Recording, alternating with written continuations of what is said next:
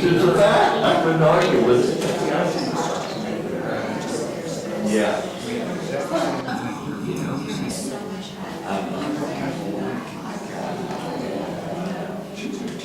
She was here for a long time. She made a lot. Well, that's good. Tell her I said hi. I'm not surprised. She's still in that same place and removed half the guy. Oh, she took supper. Right. But it's something like that.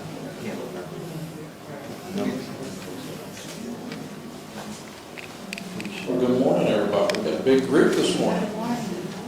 Rainy day, you all must not have anything else to do today, so you're stuck with coming to see me this morning. So, well, thank you for coming anyway. You're in for a treat this morning. We're going to kind of mix things up a little bit today. We've got kind of a guest presentation, so we will jump right into that to start with. And I'll invite Rhonda Wallen, our Human Resources VP, up here to kind of start this segment, and I think you'll find this interesting. Thank you. Good morning, everybody. Good morning. So I wanted to talk to you a little bit today about the RWC Healthcare Education Support Endowed Scholarship Fund, which is a mouthful. But basically, it is a endowment scholarship fund that began in March of 22. And it was inspired by one of our very own residents, Mrs. Burnett, Jean Burnett, who's here with us this morning. And she had the vision that we needed to have scholarship funds that were endowed so that we could ensure that we would have enough staffing here at RWC for current and for the future. She had seen through the pandemic that a lot of people were leaving the healthcare world, and that concerned her. And then she also knew that we live in a rural area and that recruiting is not always the easiest here for nursing and aid professionals. And also we have been giving scholarships here at RWC for a very long time, and it's been quite a journey and one that I've enjoyed in the last 3 years. But we set a goal that we needed to raise $500,000 because that would be the amount of capital we needed that we felt like would produce enough interest and dividends to meet our annual needs for scholarships. So we met that goal, I'm happy to say, in June of 2024 with a little help from you all and the foundation here and the community. So it was quite the effort, and we were very pleased to have met that goal. And then in 2024, we gave out $18,000 in scholarships, and those were awarded to RWC employees, helping to fund these educational pursuits. So we had 4 certified nurse aides, we had 3 licensed practical nurses, 1 nurse practitioner, and we had 2 employees that we helped continue their education to get their BSN, their bachelor's in nursing. So we were very excited about that, and I have with me here today one of those scholarship recipients, and her name is Anne-Marie Grimes, and I'm going to ask her to come up. Anne-Marie went to school to get her CNA, her Certified Nursing Assistant certification, while she was working for us. So she works for our at-home division, And we were able to work with her schedule so that she could go to school and get this class behind her and get the certification. So we're very excited that she did that. She did it beautifully. And she's just going to share just a few minutes what that meant to her and just give you a little bit of an idea of what she did. Good morning, everybody. I put out of the speech, so I'm nervous. Okay. I just wanted to say my name is Anne-Marie Grimes. I've always wanted to become a nurse, but for a long time the opportunity never came my way. When I finally had the chance to earn my CNA, I was overjoyed. Learning about RWC's Earn While Learning program made me even more excited, and I knew I had to take the opportunity. It was wonderful. It was a wonderful way for me to grow and learn the appropriate skills needed. I am so grateful for the chance to improve myself and to make a real difference for both the company and the residents. I truly enjoy working at RWC because it feels like being a part of a family. Everyone genuinely cares about each other and about our residents, and that makes coming to work every day so rewarding. And I thank you all.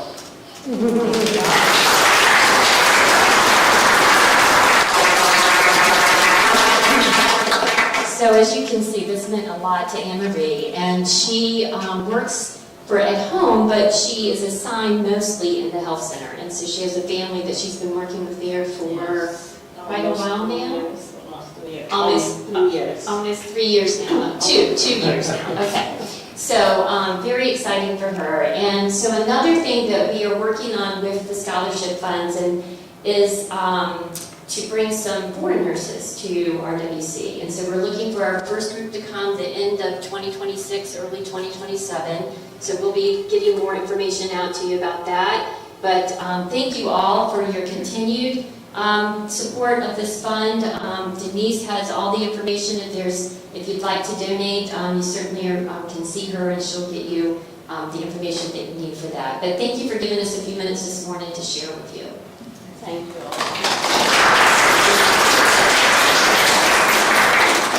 Thank you, Marie. You're welcome, sir.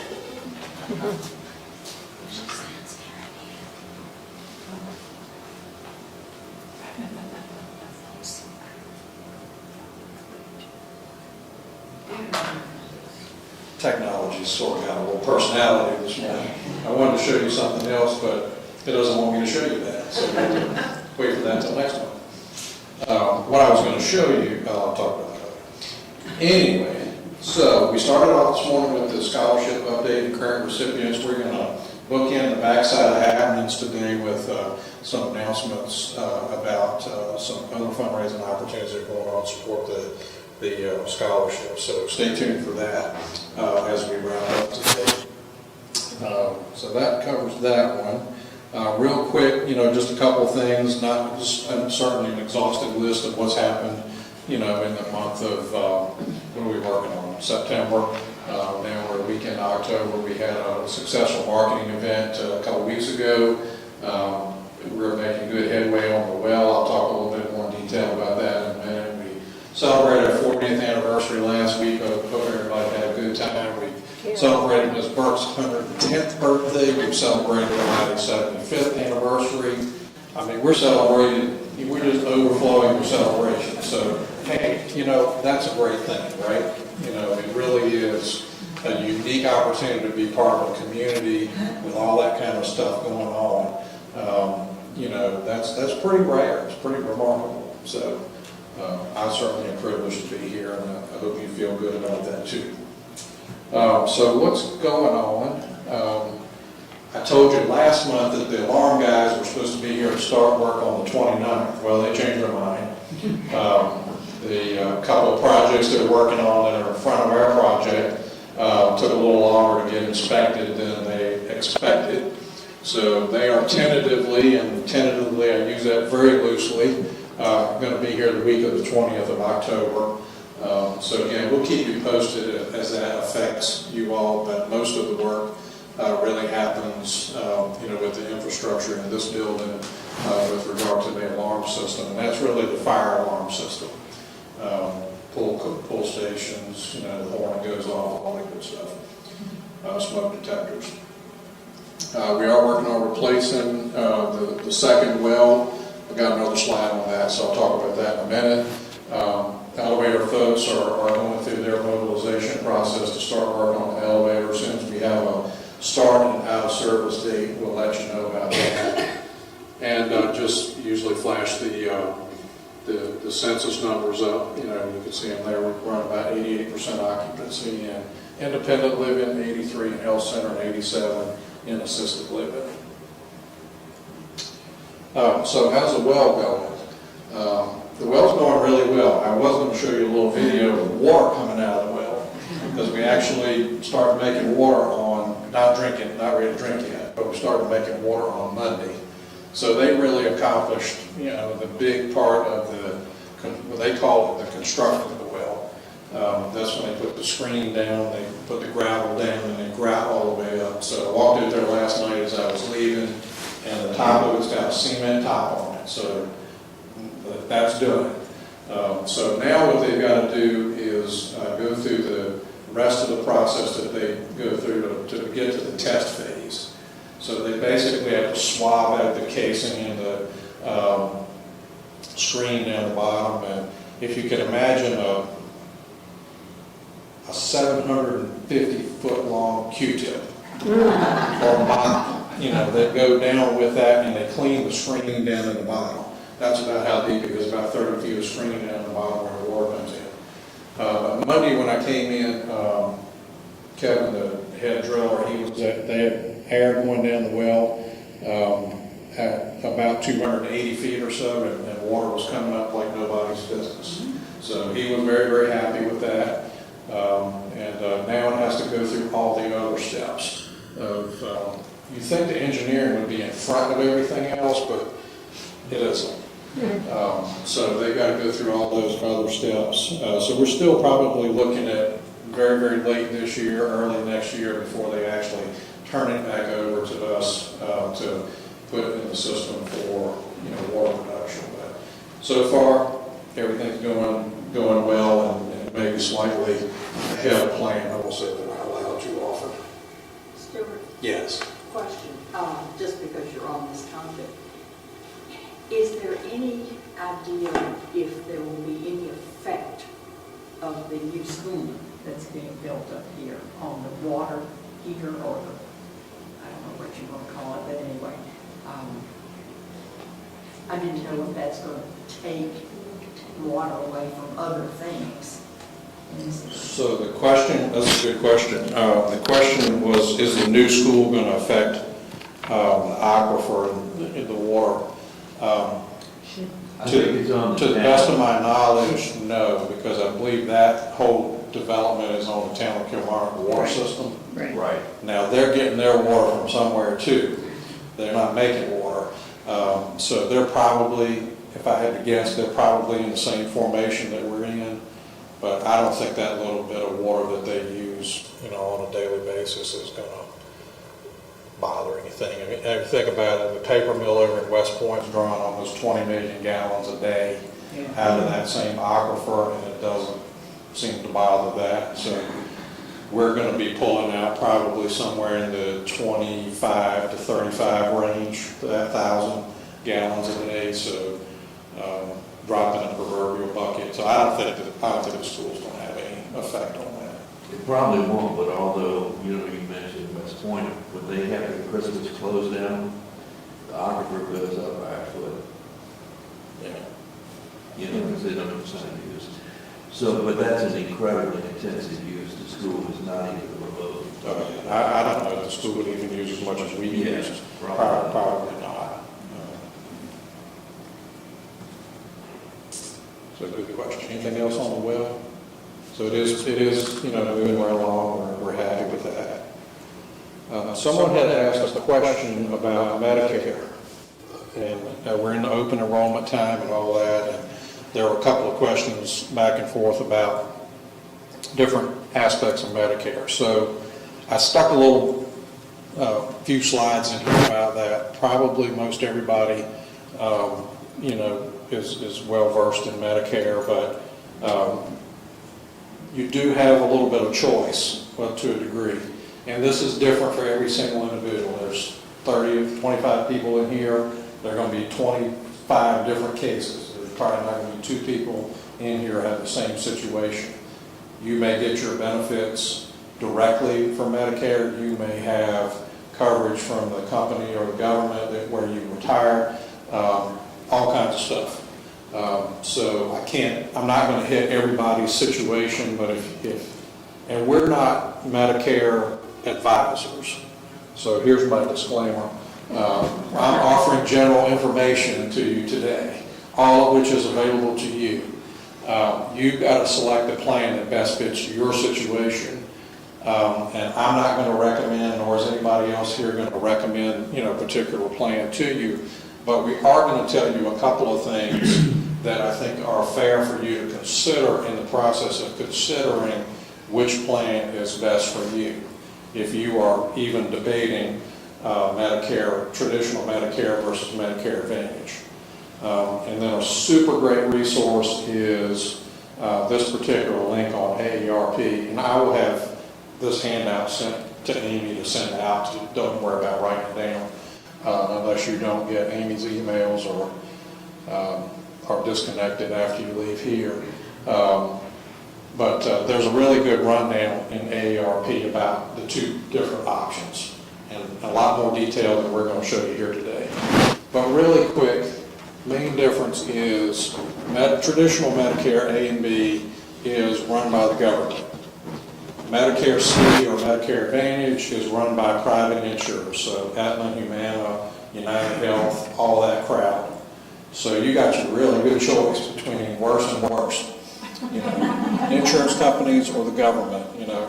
If you're anybody in here is retired civil service, I'm sorry. My whole family is retired civil service, so no shame in that. But as we generally know, government programs have their personalities. The provider choice in traditional Medicare, anybody who takes Medicare is fair game. In Medicare Advantage or Med-C, it's a network, like an HMO, like you were used to when you were working. You had to, if you had Anthem, you went with the Anthem provider group. You went outside, you were out of network. It kind of works the same way in Med-C. Drug coverage, that varies between Part D in the traditional Medicare world and what the plan is offering in Med-C world. Medicare, they call this extra benefits. For traditional Medicare, there really aren't any. I mean, you know what you're getting and you know what you're not getting. It isn't any different than it ever has been. The Med-C program, some of those bring in dental, vision, and all that. Some of that you can pick up with your various Medicare supplemental policies if you're with traditional Medicare. So then we really get interesting. In terms of an out-of-pocket cap, how much you pay, there's no out-of-pocket maximum with traditional Medicare. There is one with the Med-C plans. But there's also some difference in coverages between traditional Medicare A and B and Part C plans. And then travel flexibility, if you're a traveler, Medicare works everywhere. Med-C works in your neighborhood, basically. So they have geographic service areas, and then they've got out-of-network provisions, and then you have to work through all those that are just as much fun as they were when you were working and you had to work through all those. So that's kind of a snapshot of that. Again, I don't really care which one you use. I don't mean to be curt about it, but it's your choice and it fits your situation. That's kind of the overall. Pros and cons of traditional Medicare. Disclaimer, Stuart did not pick the pros or the cons. This is straight out of one of these resources that I showed you. This is this might be out of AARP. But anyway, I am not the arbiter of this. I'm just reciting it. So traditional Medicare, Pro, the check marks of the pros, kind of like just what we talked about. Any doctor, any hospital, and pretty much most of them do. No referrals. Works, countrywide. You've got the Medigap or the supplemental policies that you can kind of beef up the coverages based on what your preference is, and then Part D for drugs. And, somebody thinks it's a stable federally administrative benefit, depending on the fortitude of your congressperson, I guess. No extra charge for that. There's no out-of-pocket maximum, so that's a presumptive con. It doesn't cover prescription drugs, dental and hearing coverage. There is a 20% copay. Depending on your supplemental or who you get your Medicare from as an employer, that may be, a bigger number than not. If you are, for example, if you're on Blue Cross or Anthem FEP, the Federal Employee Program, they're a little stingy on the copay. So you end up paying more on that. Again, no commentary, just reality. And then, you have to pay for your Part A, Part B, your supplemental, and your Part D. So somebody thinks that all that could cost more money. Good so far? Everybody tired of this already? Pros and cons of Med C or Medicare Advantage. They think it's all-in-one coverage with some extras. You've got a cap on the out-of-pocket maximum. I'd be really careful about this lower or zero plan premiums. That's what we see on the news, on the commercials that kill us during the news at night. I'd be really leery about lower or zero anything. Just buyer beware. Care coordination and supplemental benefits are bundled. I don't really know what that means. I would be very cautious about this next point. Again, no commentary, just caution. Networks may limit provider choice. Okay, so what we are seeing when residents have your typical qualifying Medicare hospital stay for you to come back here and need care at a health center and rehab and therapy and that sort of thing requires a 3-day stay or 3-night stay admitted, not observation. And then you're on traditional Medicare, you go wherever you want. So it's no problem to come back here. If you're on Med C plans, they have a network. So there's a whole bunch of them, and we can't belong to all of them just automatically. So if you're Med C and you've had your 3-day hospital stay, you qualify for a skilled nursing stay, and you want to come back, then what they usually have to do, somebody's got to pre-approve that, the insurance company, not RWC. So they got to send us, all their requirements of what they want from us and all that. First thing they're going to do is send you, if you're in the hospital and you're on Med C, they're going to give you a list of the Med C nursing homes or rehab places that are in their network. They want you to go to one of those. Obviously, that's the way insurance works. They want to keep you in network because they've already negotiated a rate with those facilities that they've agreed to accept. They, have whatever contract and stipulations with them. So they want you to go to that. Buried down deep, the last one I looked at was on page 75 of the coverages. It says, if you're a resident of a continuing care retirement community, we might consider using the nursing home associated with your community. They're not going to promise that they're going to, and it's not automatic. So you have to fight for that a little bit, and we have to fight for that for you. Traditional Medicare, you go, let's say you break a hip, 3 days in the hospital, which generally isn't the case anymore, but just say so. And they say, well, you need 3-4 weeks of rehab. Traditional Medicare, you just come on back, we're good 3 or 4 weeks. If our therapy team thinks you need another week or two, they just say you need another week or two, up to your 100 days. Doesn't work that way with Med C. Med C says, okay, you've had your broken hip, you're going back, we'll give you 3 days. And then at the end of 3 days, we've got to submit a raft of paperwork that says you need more days. And they say, well, here's 3 more. Maybe 7 if they're really charitable. Then we go through the drill again on day 6, another raft of paperwork and all that. So that continues if you're in a Part C stay. It isn't like you stay until we all agree that you're ready to go home. You're going off of that skilled stay when they feel like you're off of that skilled stay, just like regular old street level insurance works. So I would just be careful if you're considering Part Cs to look in the coverages and see about your skilled nursing benefit. That's usually what they call it, skilled nursing facility benefit, and see what that says. Because if it has that restriction, it's going to be a network situation that just know we're going to have to go through that process. We don't charge extra for that process, but it costs extra for that process. Does that make sense? Yeah. Because usually it requires a nurse and a therapist to, really knuckle down on the documentation to get the case made that you need an extra, X number of days. And then get all that over to them. A lot of them still want it by fax. So then you got to feed the fax machine a couple hundred sheets of paper and wait. Meanwhile, they're also trying to get you back on your feet and get you going. So there is a cost. There's no free lunch. That lower premium business and all that, yes, it may be a lower premium, but it is going to factor, I'll just be honest with you, it does factor in the overall cost structure of RWC. If we have to have an extra therapist because we've got one therapist tied to the desk fighting for your Med C claims, it's going to cost everybody more, okay?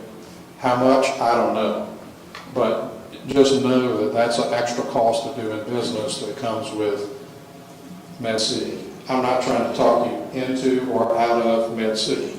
I'm just telling you that here's how that works. Okay. Again, it's service area limited. So if you travel a lot, it might be an issue. You might have to go through the out-of-network business. You may have to fight for your coverage a little bit more than you typically would. The benefits and the costs, they change. And the plans are going in and out. Some companies will, I saw something the other day, this company is dropping XYZ plan. They're not going to offer those anymore in their Med C portfolio. Why? Because they're losing money on them. So they're not in the business of losing money. So they're going to stop those plans. And that means if you're Med C, you may have to switch to another plan. With Med A, traditional Medicare, there's no plan to go back and forth or cancel until the government decides it's getting out of the business.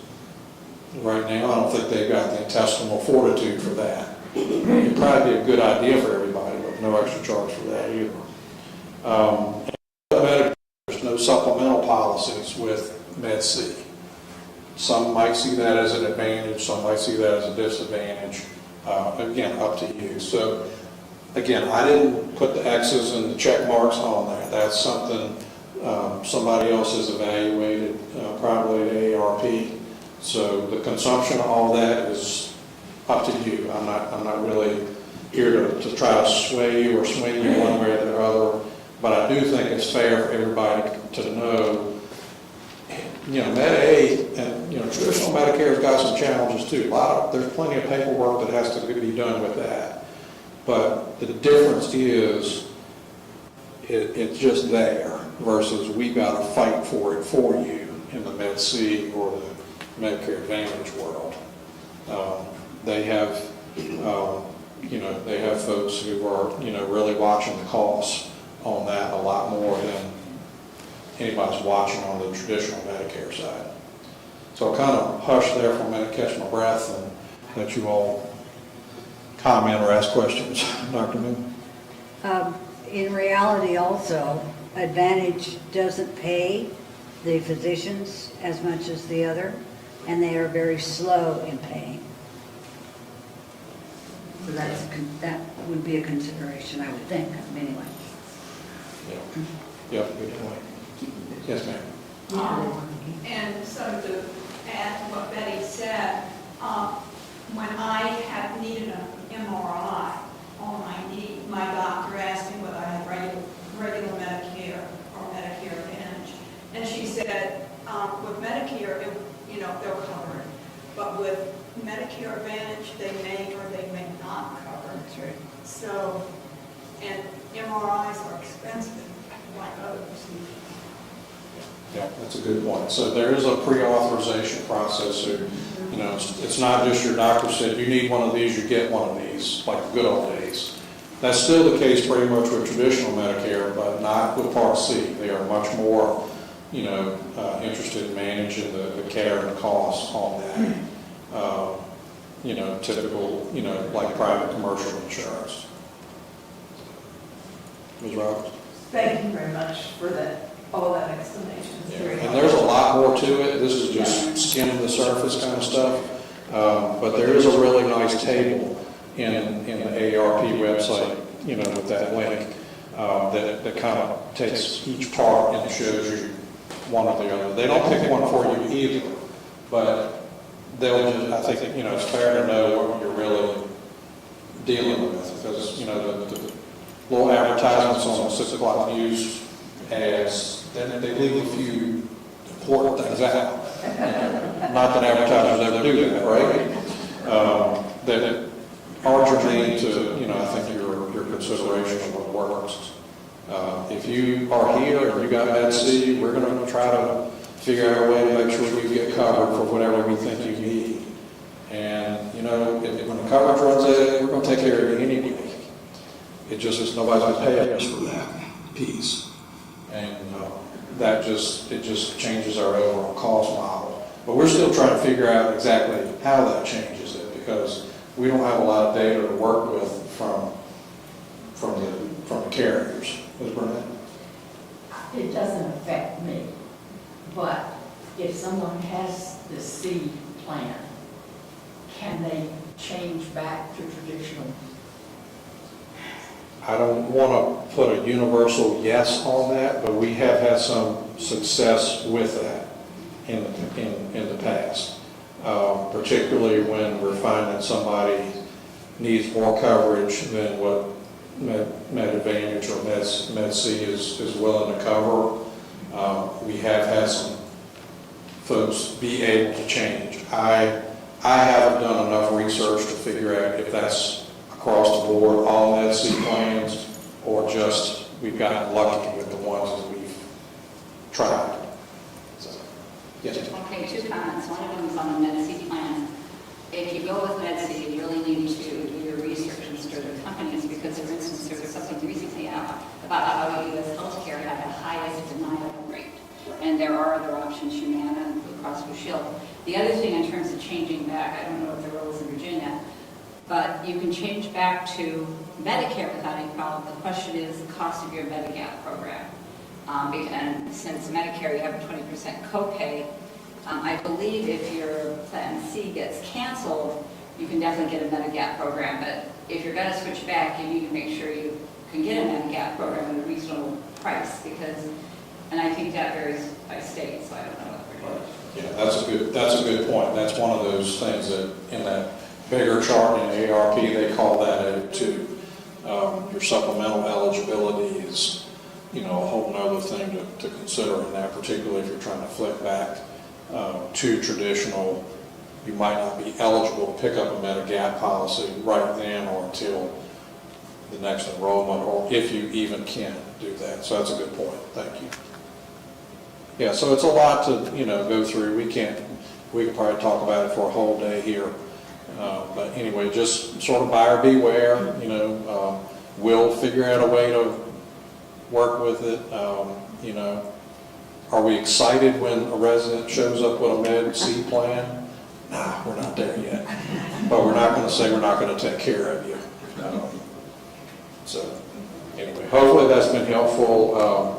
Couple of resources, all that stuff I just showed you came from those. I did a little, being honest, I used the AI to put those last 4 or 5 slides together, because the question came in, a little close to showtime, and I just said, well, my daughter showed me how to do this AI thing a couple weeks ago on something else I was working on.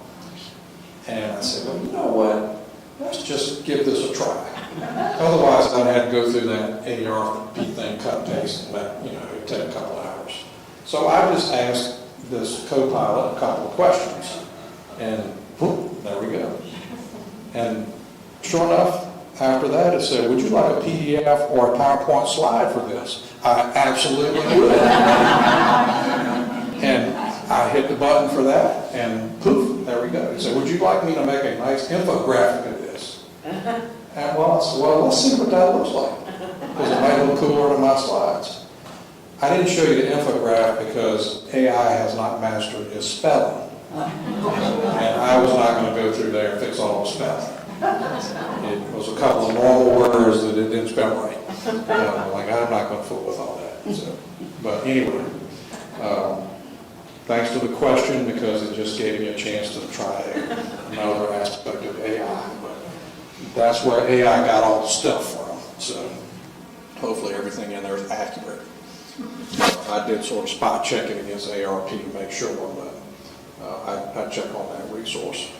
All right, enough of that. My usual scam reminder, please watch it. We're getting into the holiday season, insurance season, whatever season. Every day's the season for scams.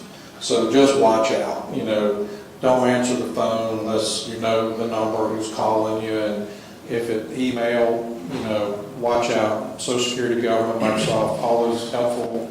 They're not helpful. They're not going to email you. They don't care who you are. They know who you are, but they're not going to email you. So just watch out for, all that. It's a good time for, scams to kind of kick into high gear going into the holiday season with all the sales and all that kind of stuff. I'll just reiterate my request from last time about scooter operation. If you're running a little heavy on the foot, slow down. Thank you for all the pedestrians here. Thank you. Butterflies. We had a butterfly business, Mr. Farragut, or we got a report? Well, we have a disaster to report. Oh, goodness. Read all about it in the Gazebo Gazette for October. Okay. Disappointing. Okay, disappointing butterfly season. Sorry about that. Our next one, next happening is going to be November the 5th, right after the Resident Association meeting. We'll not do happenings in December because we've got the Resident Board meeting in November, turn right around Resident Annual meeting in December. I'm pretty sure we'll have a chance to cover everything we need to cover, and everybody will be busy after Thanksgiving anyway. And just a sort of forward calendar reminder, our annual Christmas reception with the board is going to be on December the 3rd at 5 in here. That's a week earlier than usual. We moved some of our December calendaring up to accommodate something that's going on in December. So that's why that's a little early, if you're wondering why. We just get an early start on celebrating, right? Everybody's okay with that. Okay. Any questions of me before I turn it over to Ms. Bennett and Ms. Ross? They have something they want to share with you, kind of bookending with the scholarship, starting there and finishing up. Anything else from me? Thank you all for coming, ladies. Thank you. Well, Elaine and I are ramping up for what we are planning to be our last sale to raise money for the scholarship fund. I was happy to hear Wanda give you a little history on how we started with this and where we are. And we are so happy to be endowed and have every penny that comes in now is available directly to our scholarship people. And Wanda and HR have scoured every agency, every school, every group to get interest in folks coming here and working here and going to school here. There's quite a large network that you would not expect. It goes back to the local high schools and all the way up to Rappahannock Community College, which has really given us a lot of students. So anyway, we're going to have a sale, and it's going to be November and December. We have asked for donations, mainly jewelry, which has been our big money maker income, and also designer belts, hats, purses, that kind of thing. Well, the donations have been very scarce so far, so I am asking you to please look at your jewelry. If there's something you know you're not going to wear, a pin, a necklace, a bracelet, anything, they are very popular items. And we have designed our sales to be on a basis of honor system. This allows the employees, which have been great supporters both in donating and purchasing, it allows them to come in the middle of the night on their 15-minute break and shop. And this has been, I think, I would say, mainly where most of our income has come from, is the ability for you to stroll by, shop at your leisure any time of the day. Are there any questions? There are two donations. Where is the stuff displayed? I have one here last year, I guess. We are currently using the alcove and the breezeway. Okay. And we've been there 2 years. And everybody, staff and residents, have to go past us a couple times a day. So it's a great place. That is a donation location also, as well as in the lobby of the Life Enrichment Center. And Helene and I check the donation tubs every day so we can pick up your things. So we would really appreciate some jewelry for this sale coming up. Our beautiful little poster will be in the alcove, and there are 5 people on here who are currently using scholarship money and working here. And our little brochures, you'll probably have gotten one with in your mailbox at some point. So you will have that. We use a little, this is our little cash box. And we have little coin envelopes for you. So what we would like for you to do is, when you purchase something, take the tag off of it and put the tag and the money in an envelope. It just helps us keep track of where we are. The reason I'm asking you today to hurry up and go look for that jewelry is we don't just pick it up and then put it out there. We examine every piece. We have had some semi-precious stones and some jewelry, which we have had appraised. And the jewelers who have appraised it have either given us the money on the spot or taken it on their, and sold it through their stores on commission. But their commission is very low. It's much less than if you took something in. They've been very good to us. And that's part of us reaching out to the community. It's not just our residents, it's our staff, and it's the families, friends, and visitors who have helped us with this too. Any other questions? So you have a donation box and you just drop things in, you don't care who, you don't have to know who gave it to you? No. Okay. There you go. Yes? I just want to take a moment to publicly thank you and Helene for your ingenuity and just the fact that you all have really been Trojans. Well, we've had a heck of a lot of fun. Yes? Again, I haven't been here that long, so I'm sorry to ask you a question, but I understand what you're saying about the donations and all, and that goes to the fund. That's great. But Can you also donate to the fund through the RWC Foundation by specifying? I thought, is that the same? Yes. Same, okay. You can donate in many ways. You I see. can just Okay. donate individually. We have a little coin box program that we initiated, and you pick one of these up at the desk and then just drop your change in here. I don't have the figures as to what we have, the money we have taken in from this program or from private donations. But Helene and I keep track of what we have made. I think we've done probably 12 shows, we call them, since 2022. And we are looking at around $30,000, which we have presented to the foundation just with this little show. Yes? I just wanted to tack on to what he said about if you write a check to the foundation, if you want it designated specifically for the scholarship, just put that down in the memo section. If you put the word healthcare scholarship, it will get to where it's supposed to go. Do you have anything to say? I will also say Carl's not here, I don't think. He's the person that takes the change once we get it all over to the bank. Mhm. But I know there have been some times when he has taken as much as $200 in change, that people have just dropped their extra change, you know, and they're not going to use otherwise. And that's a big help, it adds up.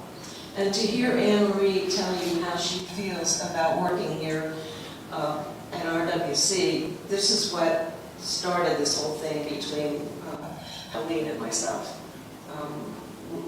We figured, when we talked about it, we're probably going to need healthcare here at some point on our journey. And this was one way that selfishly we could help ourselves. So you were donating something, someone here is buying it, the money goes to educate somebody who's going to take care of you when you are down there in healthcare. So it's just a really neat circle. Thank you. Thank you.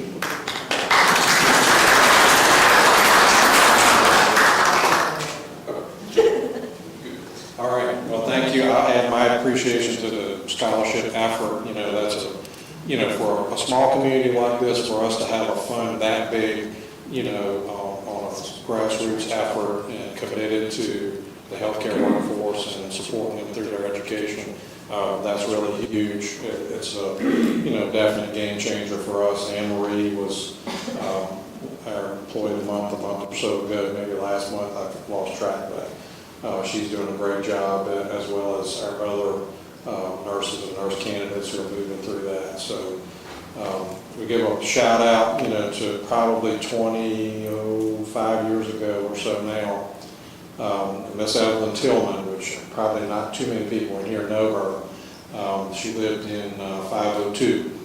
She and her mom lived here, and she came to us one day and said, I always wanted to be a nurse, but there wasn't money for me to go to school when I was, young, and I went and did something else as a career, and that was good and everything.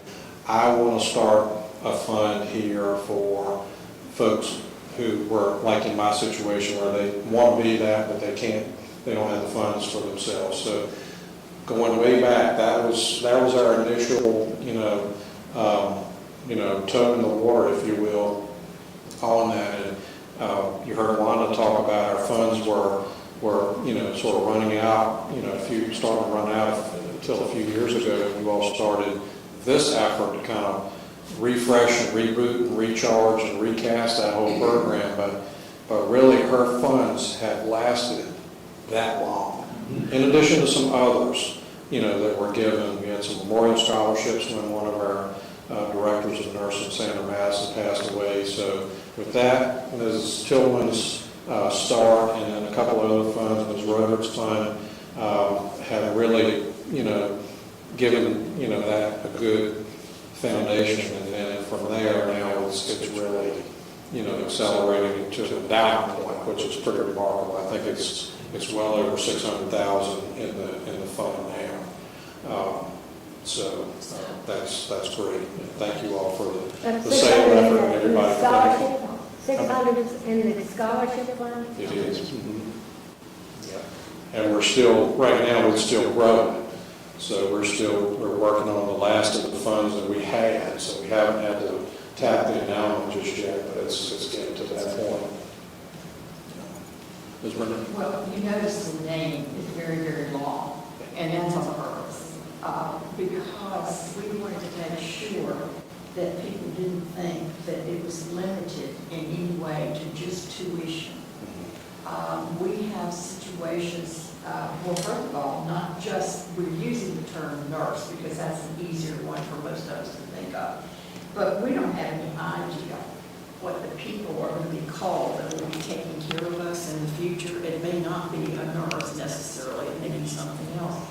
But we also want to support, we have some people in our healthcare department who may have someone at home that they can't get away to take classes, whatever.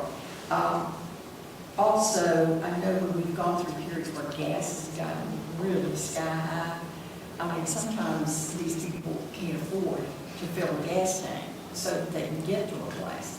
So we've got a little stretch. It doesn't mean that we just hand out money for anything like that. But if they can make the case that that's the reason that they're not taking advantage, then we certainly are willing to talk with them.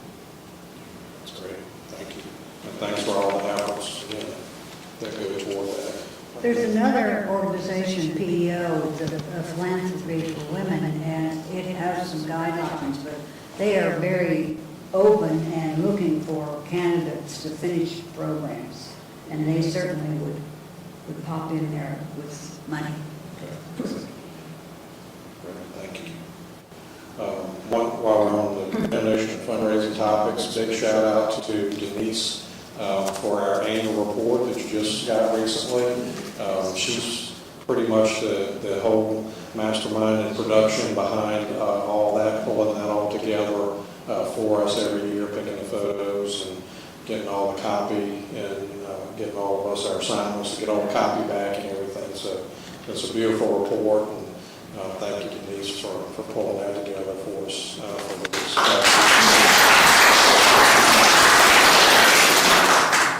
the all right. Good to end on all kinds of good stuff going on. Note, anything else? Any last minute questions? Everybody going to run home and study up on math carrots afternoon? All right. If no more questions, thank you all for a little bit longer session today. Thank you all, ladies, for all that you're doing, and have a good afternoon. Thank you.